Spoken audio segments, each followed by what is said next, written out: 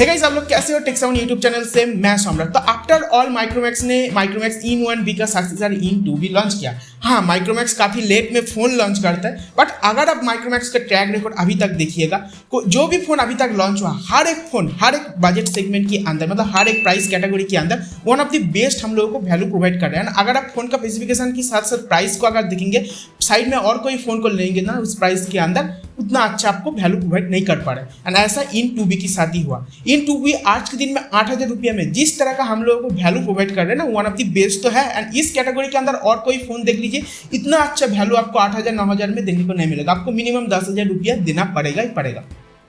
तो हम लोग देखा क्यों ना Realme का C21 के साथ माइक्रोमैक्स इन 2B का कंपैरिजन किया जाए, क्योंकि देखिए Realme का C3 की बात से अभी तक C सीरीज के अंदर कोई भी फोन अच्छा Realme लॉन्च नहीं किया। तो ऑब्वियसली मैं तो Realme C21 को लेने के लिए रिकमेंड तो आपको पहले से नहीं कर रहा हूँ, बट फिर भी एक कंपैरिजन से आपको पता चलेगा किस तरह का हम लोग को वैल्यू अच्छा प्रोवाइड कर रहा है ये 8,000 रुपये में माइक्रोमैक्स इन 2B। तो चलिए देख लेते कंप्लीट वीडियो।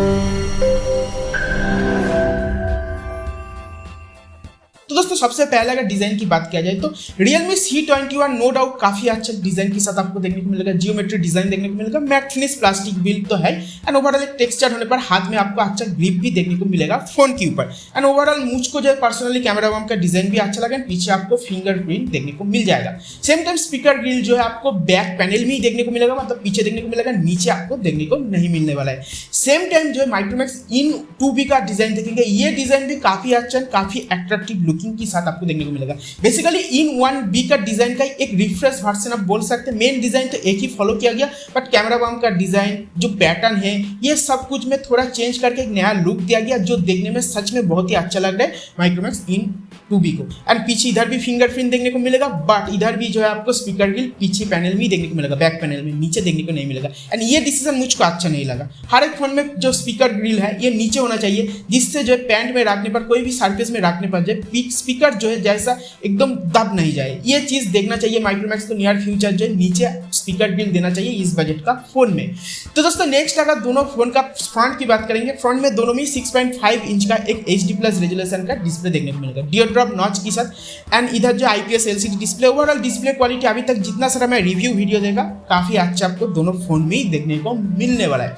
एंड नेक्स्ट दोस्तों, अगर दोनों फोन का फिजिकल ओवरव्यू की बात करेंगे, दोनों में ही आपको नीचे चार्जिंग पोर्ट देखने को मिलेगा, बट माइक्रोमैक्स का फोन में टाइप सी चार्जिंग पोर्ट देखने को मिलेगा। सेम टाइम Realme का फोन में आपको माइक्रो USB चार्जिंग पोर्ट देखने को मिलने वाला है। इसका बाहर में आपको जो है इधर आपको प्राइमरी माइक देखने को मिलेगा। ये फोन में सेकेंडरी माइक नहीं है, दोनों में dual SIM plus SD card आप सेम टाइम यूज कर पाएंगे। फिंगरप्रिंट की बात किया जाए तो Realme का फोन में फिंगरप्रिंट काफी अच्छा होता है, बट माइक्रोमैक्स को देखेंगे, पहला जनरेशन का जो भी फोन था माइक्रोमैक्स का इन सीरीज के अंदर, हर एक फोन में फिंगरप्रिंट से अनलॉक जो मोबाइल काफी स्लो होता था, बट ये फोन में ये प्रॉब्लम आपको फेस नहीं करना पड़ेगा। काफी फास्टली माइक्रोमैक्स इन 2B जो है अनलॉक करता है फोन फिंगरप्रिंट के साथ। एंड इसके साथ फेस अनलॉक दोनों में है, दोनों में काफी फास्टली वर्क करते आपको देखने को मिलने वाला है। तो सब कुछ लेकर जो लग रहा है ओवरऑल अभी तक सब कुछ काफी सिमिलर काइंड का ही मिल रहा है। बट नेक्स्ट अगर आप लोग देखेंगे जो सेगमेंट में डिफरेंस है, ये है कैमरा। तो दोनों फोन में प्राइमरी कैमरा 13 मेगापिक्सल का देखने को मिल जाएगा, सेकेंडरी 2 मेगापिक्सल का, दोनों में डेप्थ सेंसिंग सेंसर है। बट Realme का फोन में 2 मेगापिक्सल का मैक्रो सेंसर है, जो कोई काम का नहीं। बट अगर एपर्चर को देखेंगे, Realme का फोन का प्राइमरी कैमरा 13 मेगापिक्सल का एपर्चर है 2.2 देखने को मिलेगा। सेम टाइम माइक्रोमैक्स का फोन का एपर्चर है 1.8 देखने को मिलेगा। एंड माइक्रोमैक्स का ये फोन में जो है आपको सैमसंग का सेंसर देखने को मिलेगा, जब Realme का फोन में ओमनीविजन का सेंसर देखने को मिल जाएगा। तो पिक्चर क्वालिटी देखिएगा, बहुत कुछ डिफरेंस तो देखने को नहीं मिलेगा, बट एपर्चर लो होने पर, 1.8 होने पर, लो लाइट में थोड़ा बहुत ज्यादा हेल्प करेगा। ऑब्वियसली माइक्रोमैक्स के पास एक एडवांटेज जरूर रहेगा। इसका साथ अगर आप फ्रंट की बात करेंगे, फ्रंट में आपको 5 मेगापिक्सल का सेल्फी शूटर दोनों में ही देखने को मिलेगा। इस बजट में 8 मेगापिक्सल देना चाहिए था। इवन माइक्रोमैक्स 6 का पहले माइक्रोमैक्स इन 1B में भी 8 मेगापिक्सल का सेल्फी शूटर दिया था, बट इन 2B में क्यों 5 मेगापिक्सल किया, ये क्लियर नहीं हुआ। एंड एपर्चर 2.2 देखने को मिलेगा। ओवरऑल काम चलाने की तरफ पिक्चर देखने को मिलेगा, इधर भी HDR की तरफ फीचर देखने को मिल जाएगा, पोर्ट्रेट मोड ये सब देखने को मिल जाएगा।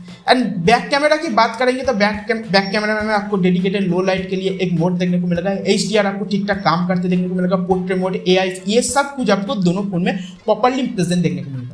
Video record up to 180p तक आपको होते देखने को मिलेगा 30 FPS के ऊपर। स्लो मोशन टाइम स्लैप की तरफ फीचर दोनों फोन में ही है। एंड अगर EIS की बात किया जाए, जितना मुझको पता है माइक्रोमैक्स का फोन में EIS नहीं है, बिकॉज ऑफ माइक्रोमैक्स का इन 2B में जो है आपको जायरोस्कोप सेंसर देखने को नहीं मिलेगा। जायरोस्कोप सेंसर के ऊपर बेस करके हाईलाइट्स काम करता है, बट इन 1B में था एंड ये फीचर को माइक्रोमैक्स को काट डाउन नहीं करना चाहिए था, बट ये चीज़ हम लोग देख रहे इधर नहीं है। इसका बाहर में दोस्तों अगर ओवरऑल देखेंगे कैमरा की मामले में दोनों फोन मोरल सिमिलर है, बट एपर्चर लो होने में थोड़ा बहुत तो हेल्प ऑब्वियसली आपको देखने को मिलेगा माइक्रोमैक्स का फोन के पास से लो लाइट कंडीशन में स्पेशली। दोस्तों नेक्स्ट अगर दोनों फोन का परफॉर्मेंस सेक्टर को देखेंगे, जो सेक्शन में सबसे ज्यादा एडवांटेज माइक्रोमैक्स ले रहा है जो प्रोसेसर है मीडियाटेक हीलियो G35 प्रोसेसर आपको Realme C21 में देखने को मिल जाएगा। नो डाउट एक अच्छा प्रोसेसर है एंट्री लेवल सेगमेंट के लिए। मैं हमेशा बोलते आ रहा हूँ G35 कोई गेमिंग का प्रोसेसर नहीं है, नॉर्मल यूजेस के लिए, मल्टीटास्किंग के लिए, थोड़ा बहुत लाइट यूजेस के लिए ये ठीक ठाक है। अगर फिर भी खेलना चाहते हो तो कॉल ऑफ ड्यूटी पबजी की तरह गेम जो लो ग्राफिक्स की पर आप खेल सकते हो, बट रेकमेंड नहीं करूंगा। ओवरऑल मल्टीटास्किंग आपको ठीक ठाक होते देखने को मिलेगा, बट सेम टाइम माइक्रोमैक्स का ये फोन में जो unisoc का T610 प्रोसेसर आपको देखने को मिलने वाला है। unisoc का ये जो T610 प्रोसेसर है ये काफ़ी अच्छा प्रोसेसर है। हाँ, एक प्योर चाइनीज कंपनी का प्रोसेसर है, ये थोड़ा ड्रॉबैक लगा क्योंकि माइक्रोमैक्स पहले बोलता था चीनी कम, बट चाइनीज एक प्रोसेसर यूज कर लिया, ठीक है। बट परफॉर्मेंस सेक्टर को अगर देखा जाए, जो वैल्यू देखा जाए, तो इस मामले में तो ये फोन अनबीटेबल है, क्योंकि ये फोन का अगर बेंचमार्क देखेंगे ना 1,70,000 तक आपको देखने को मिलेगा। इसका पहले unisoc T610 के साथ मीडियाटेक हीलियो G70 के साथ हम लोग कंपैरिजन किया था, जिधर हम लोग बोला था ये फोन का बेंचमार्क 1,70,000 के आसपास देखने को मिलेगा, एंड इधर वो हुआ। एंड गेमिंग परफॉर्मेंस से लेकर नॉर्मल टास्क से लेकर हर एक मामले में ये प्रोसेसर बहुत ही अच्छा है, क्योंकि इधर प्रोसेसर देखेंगे क्वार्टेक्स का A75 बेस आपको कोर देखने को मिलेगा, A55 बेस कोर देखने को मिल जाएगा। गेमिंग मल्टीटास्किंग सब कुछ में ये अच्छा है। पबजी की तरह गेम में आप HD ग्राफिक्स की ऊपर खेल सकते हैं 40 FPS के आसपास का फ्रेम रेट की साथ। तो सब कुछ लेकर देखिएगा परफॉर्मेंस सेक्टर में माइक्रोमैक्स विनर है 8,000 रुपया होते हुए भी। एंड इसका बाहर में अगर हम लोग बैटरी देखेंगे, दोनों में 5000 mAh की बैटरी है एंड 10 वाट का चार्जर एडाप्टर इन बॉक्स दिया गया। बट फास्ट चार्जिंग का सपोर्ट की बात किया जाए तो दोनों फोन में देखने को नहीं मिलेगा, तो चार्जिंग होने में थोड़ा टाइम लग जाएगा, बट बैटरी बैकअप आपको अच्छा मिलने वाला है दोनों फोन से। तो दोस्तों इसका बाहर में अगर सॉफ्टवेयर एंड UI को देखा जाए तो Realme का फोन में Realme UI देखने को मिलेगा आपको। ये फोन में Realme UI based on Android 11 देखने को मिल जाएगा। ओवरऑल आज के दिन में कस्टम UI के अंदर Realme UI एक अच्छा पोजीशन में रहेगा, काफ़ी अच्छा आपको एक्सपीरियंस मिलने वाला है। बट सेम टाइम माइक्रोमैक्स का फोन में देखने को मिलेगा नियर अबाउट स्टॉक एंड्रॉइड की तरह एक क्लीन सॉफ्टवेयर एक्सपीरियंस। इधर आपको कोई भी अनवांटेड नोटिफिकेशन आने की तरह प्रॉब्लम देखने को नहीं मिलेगा, कोई भी ब्लोटवेयर देखने को नहीं मिलेगा, एकदम एक क्लीन सॉफ्टवेयर एक्सपीरियंस आपको देखने को मिल जाएगा ये फोन में। एंड्रॉइड 11 बेस आपको इधर ऑपरेटिंग सिस्टम देखने को मिलेगा। Overall software experience wise no doubt Micromax इस मामले में थोड़ा एडवांटेज ज़्यादा ले लेता है। तो सब कुछ लेकर आप देखिए Micromax in two B winner है, क्योंकि इधर सबसे पहला देखिए परफॉर्मेंस सेक्टर जो सबसे बड़ा आपको इंप्रूवमेंट देखने को मिल रहा है कंपेयर टू Realme C21, जिधर आपको गेमिंग परफॉर्मेंस बहुत ही अच्छा मिलने वाला है माइक्रोमैक्स इन टू बी में। इसका बाहर में अगर कैमरा देखेंगे एपर्चर लो होने पर माइक्रोमैक्स इन टू बी में कुछ सेगमेंट में ऑब्वियसली आपको ज्यादा advantage Micromax in two B के अंदर देखने को मिलेगा। तो सब कुछ लेकर मेरा ये कंपेरिजन, आई होप आपका वीडियो अच्छा लगा। वीडियो अच्छा लगने पर आपको एक वीडियो में लाइक देना होगा एंड हम लोगों को जो लाइक करके रखा गया छोटा सा फील करेगा। और तो ये है ओवरऑल वीडियो। आई होप आपका वीडियो अच्छा लगा। वीडियो अच्छा लगने पर वीडियो में एक लाइक दीजिएगा एंड हम लोगों के वीडियो का लाइक करके फील कीजिए।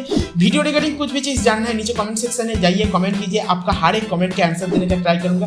चैनल में आने पर चैनल सब्सक्राइब कीजिए, पास में जो बेल आइकन है उसको दबा दीजिए, तो इस तरह वीडियो आपको मिलते रहेगा। ये वीडियो शेयर कीजिए friend, colleague member, family member के साथ। फिर एक नया वीडियो मुलाकात होने जा रहा है, तब तक के लिए stay safe, tata bye bye.